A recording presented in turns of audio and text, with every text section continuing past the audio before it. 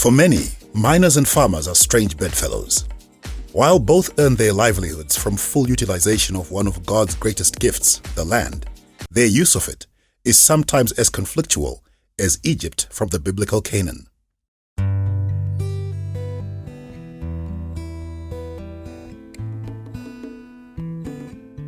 For the farmer, the soil is a resource to be cherished, nurtured and preserved. In contrast, for the miner, the soil can be a distraction to what it holds. The miner will go to the ends of the earth to displace it, throw it away, heap, leach it, and disturb its natural state, all to get the mineral. A lot of the mining companies in Zimbabwe operate in some geographic space which is naturally in communal areas.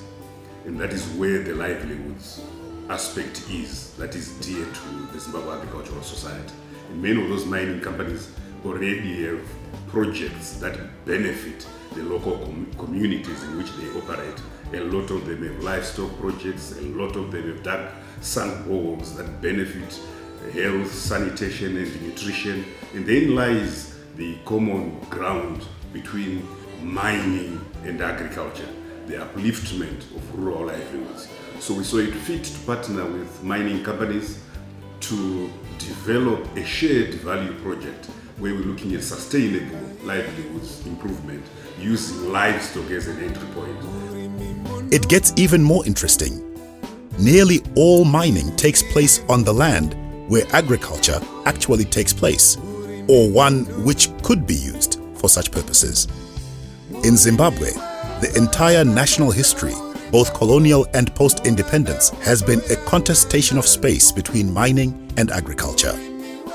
I'm glad to say that most of our mining companies do recognize that it's important to foster and maintain mutually beneficial relationships with the communities in which they operate.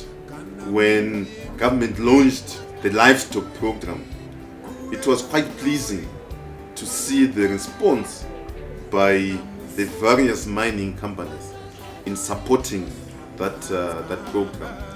What is evident is that for both to grow and lead Zimbabwe to prosperity, they must coexist and share value that arises from God's gift to man, the land. Hurumende yakazoona zvakakodzera kuti iwedzere nyaya dzekusumudzira vanhu nyanyanya varimi. Nobva yauya nechirongwa chemombe chekuti vanhu vanopuhwa mombe vamanenge vachipuhwa ari matsiru, vamanopuhwa mombe dzekufedha. It is for this reason that the Zimbabwe Agricultural Society embarked on a program to work on the Shared Value, Improving and Sustaining Livelihoods program targeted at improving the communal livestock. To their credit, they found farmers who each year converge at the annual Harare Agricultural Show, all too willing to allow their pedigree bulls to be utilized for the provision of semen for breeding with communal herds. My expectation is that about 23,000 straws or heifers will be injected annually, yielding somewhere in the region of 11,000 bulls and 11,000 heifers annually. So if this project were to continue for the next 5 years, it will ensure that we have established the nucleus in the various provinces that will lead to the improvement in the quality of animals and also beginning then to make livestock a business for the communal areas. With farmers on board, the challenge for ZAS was to secure implementing partners who would fund the rollout program and ensure that the actual insemination work is done at the least cost and maximum pregnancy, so to speak. We as miners, a key partner to our work is actually Zimbabwe Agricultural Society, because we consider ourselves partners for success for miners, both large-scale and small-scale mining companies.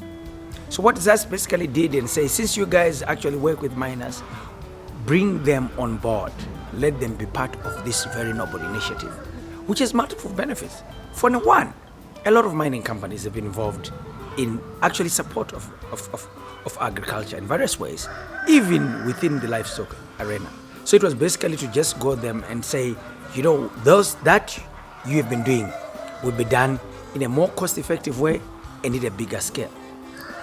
For a normal bull in Zimbabwe, you have to fork out between $2,000 to $3,000, and just comes in and say we can reduce the cost to $24 at most, but sometimes even $15. Just as well, ZAS has partnered Minex, an organization whose primary purpose is to connect miners with their relevant stakeholders.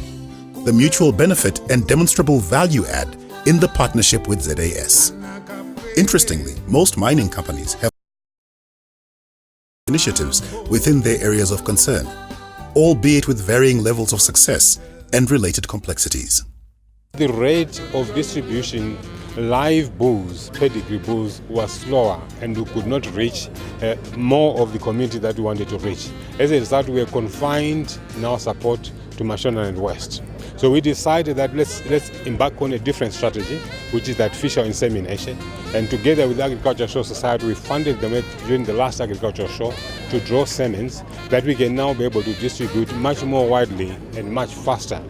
Hence the birth of this program. Insemination will be carried out using pedigree bulls, where the straws will be drawn from, and it is this pedigree that we envisage as being the breed of cattle that we will then see within our communities over the medium term.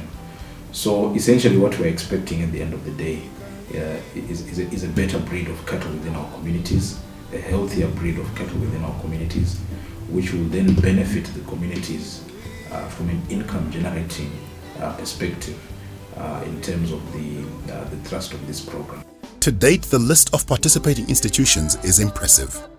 Zimplats have taken up Mashonaland West, Matabeleland North and South, Mimosa, Midlands and Mashingo, Zimbabwe Consolidated Diamond Company, Manicaland, Homelink, Mashonaland East, Asa Resources, Mashonaland Central, Unki, Tongogara District Midlands.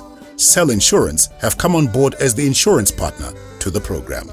Cell Insurance has partnered Zimbabwe Agricultural Society to manage the risks of the farmers.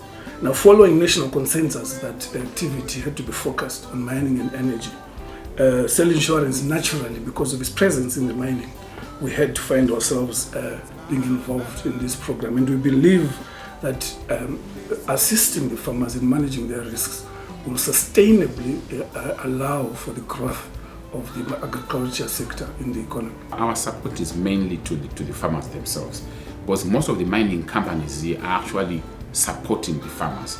If you look at Matabeleland and I think parts of Midlands, it's the mining companies that have invested into agriculture, which is quite a big plus. But for us as Homelink, we've focused on the farmers for Mashonaland East.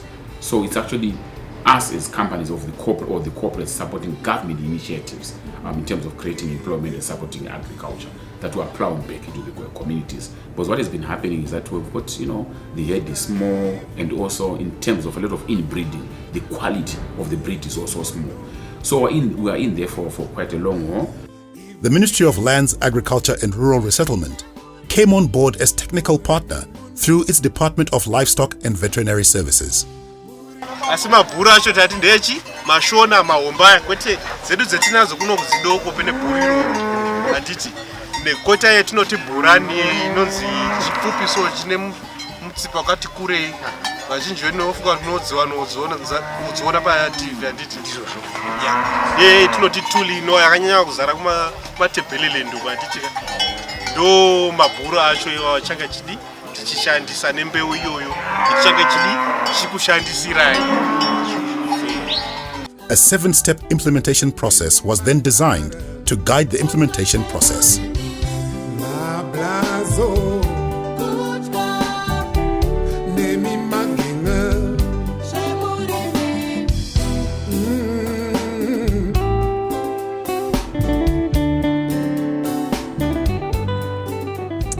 The message across the board is simple.